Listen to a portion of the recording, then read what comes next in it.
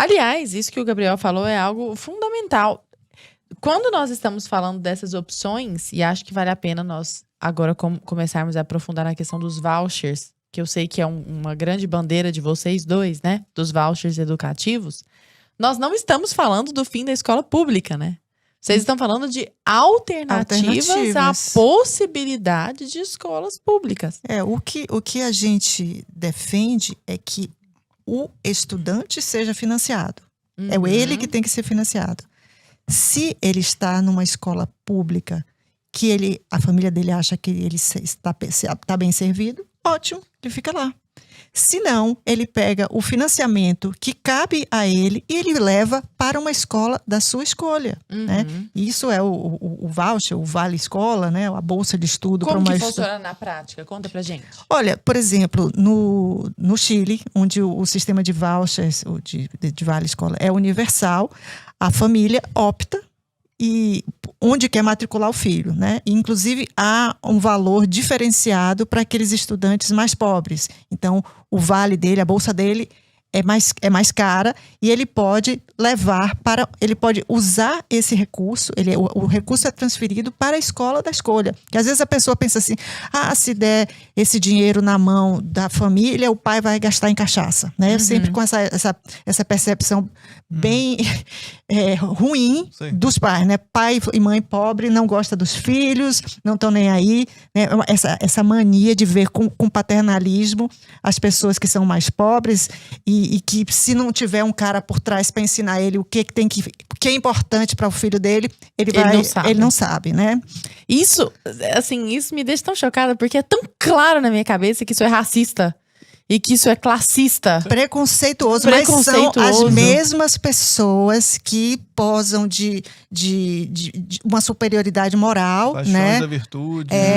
Aquelas que sinalizam aquela virtude. Quase do amor. Pois é. Aí você vai ver onde estuda o filho dessa pessoa, né? Se está ali no meio da diversidade da escola pública. Mas aí, o que é que ele diz? Não, o que a gente defende é escola pública de qualidade para todos. Educação pública de qualidade para todos.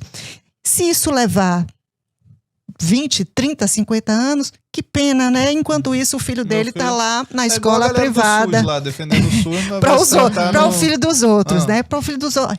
Eu luto pela educação pública. Aí, na hora que você diz assim, você quer educação já? Então tá. Então você pega o recurso que está mantendo esse estudante aqui numa escola que não tem banheiro, não tem eletricidade, dá esse recurso, bota o menino com a bolsa de estudo, com um voucher para estudar na escola privada. Não, mercantilização da educação, isso aí não pode. Não Ana, pode. Se me permitem um exemplo em relação a isso.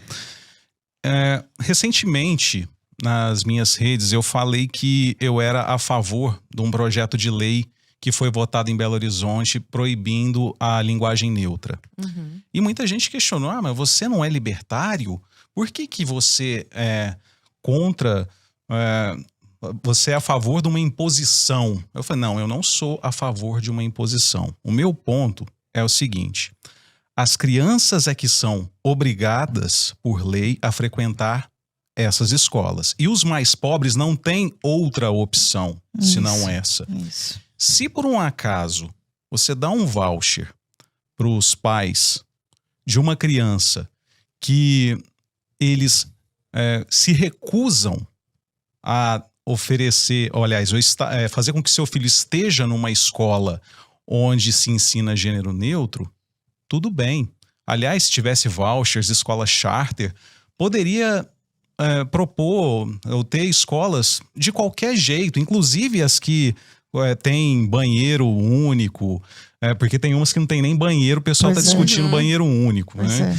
Então, se tivesse essa alternativa, eu não me importaria de ter escolas usando gêneros neutros, inclusive em documentos oficiais. Mas enquanto isso não tiver, eu sou a favor sim. Porque o que você está fazendo é condenar a criança mais pobre a ter uma educação de má qualidade e que ensina a língua portuguesa de maneira errada. Então, enquanto esse nem sistema... chamar de educação, né? Exatamente. E quem vai se prejudicar é ela. Sim, claro, eu defendo a educação livre, mas enquanto esse sistema autoritário continuar existindo, eu sou a favor desse tipo de proibição, sim. Excelente. Faz todo Lara, sentido, né? Estamos encaminhando para o nosso fim. Sim, sim. Você tem mais alguma pergunta aí para fazer? Ah, Uma sim. bombástica, tem alguma bombástica? Não, eu acho, assim, um dos grandes... Tinha várias outras, mas Não, então eu vamos queria lá. voltar, para a questão dos vouchers, porque eu sei que Sim. essa é uma grande bandeira para os dois. Sim. A questão dos vouchers educativos. Se vocês puderem desenvolver um pouco mais isso, como que funcionaria na prática? Então, Porque fica parecendo uma coisa muito longe, sabe? tá. Digamos que um estudante, para ele frequentar uma escola estadual, ele custe ao Estado R$1.000 por mês. Certo. Né? Ele custa lá R$1.000 por mês. Ao invés de obrigatoriamente gastar esses R$1.000 na escola estadual, ele permita a família escolher. Não, eu não quero ficar nessa escola. Aí, ao invés dele gastar naquela escola, o Estado transfere para a escola de escolha da família os R$1.000. Então, ele sai daquela escola.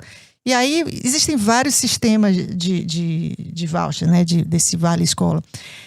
Por exemplo, no Chile, eles não permitem que isso seja usado em escolas com fins lucrativos. Eu não me oporia, eu acho que não teria nenhum problema.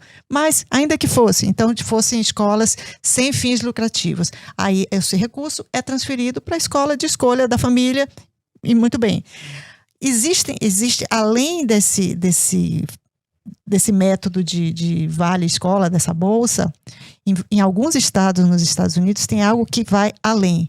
Que o Estado, ele pega o recurso que seria para a escola pública e ele permite não apenas que esse recurso seja usado para pagar a mensalidade de uma escola privada, mas ele permite outros serviços e produtos educacionais. Então, se aquela família, por exemplo, ela tem um filho deficiente, ele tem um filho que é surdo. Ele é surdo. Então, ela usa aquele recurso para comprar equipamento. Ou ele ao invés de ir para uma escola privada, ele quer comprar currículo para fazer educação na casa dele. Então, o Estado, aí no caso, determina serviços e produtos e a família customiza, inclusive entre irmãos. Então, essa criança aqui, esse meu filho, ele se dá bem indo para a escola todo dia, ele está aprendendo bem. Esse outro não. Eu prefiro que ele vá 2 dias por semana e 3 dias por semana ele estuda em casa. O importante é que esse recurso, ele é transferido, no caso do Vale Escola, ele vai para a escola, ele não vai lá, não fica na mão do pai para o pai gastar em cachaça. Mas deixa eu ver se eu entendi. Tá, digamos lá, o aluno, você falou lá, numa situação, uma hipótese lá. Ele custa R$1.000 naquela escola pública. Isso. Pro Estado. Isso. E aí, tá, mas aí você tem uma escola particular lá que a mensalidade vamos chutar, tá? R$2.000, é o dobro. Uhum. Aí o Estado transferiria R$1.000 para essa escola e os outros R$1.000, sei lá, o pai pagaria isso? Sim. Ele traria como uma bolsa. Há sistemas de vouchers que permitem isso. Híbridos, assim. Seria uma bolsa só, tipo, a bolsa de R$1.000, você paga o restante Você paga lá. o resto. Entendi. Ou então você escolhe uma escola que custe R$1.000. Entendi. Né? Tá. E o importante, como eu falei, isso varia. Por exemplo, no sistema do Chile, o vale é mais caro para a criança mais pobre. Então, ele pode ir para uma escola um pouco melhor porque o vale dele é mais caro. Uhum. E aí, essas escolas que aceitam esses estudantes mais pobres, porque eles são mais difíceis de ensinar, né? Então, essas escolas, elas são acompanhadas mais de perto, elas são cobradas. Existe accountability, né? Porque se essas escolas não entregarem o serviço adequado, elas perdem o direito de receber esse voucher mais caro. Entendi. Entendeu? Então, há um trabalho junto dos professores, essas escolas, e até para ver o interesse da escola, né? Porque se diz assim, a escola não vai querer receber esses alunos mais pobres porque eles são mais difíceis de ensinar pelo fato de já vir com talvez uma deficiência, mas elas têm esse incentivo, elas para receber esse vale mais caro, elas são acompanhadas mais de perto e elas precisam entregar resultados. Uhum.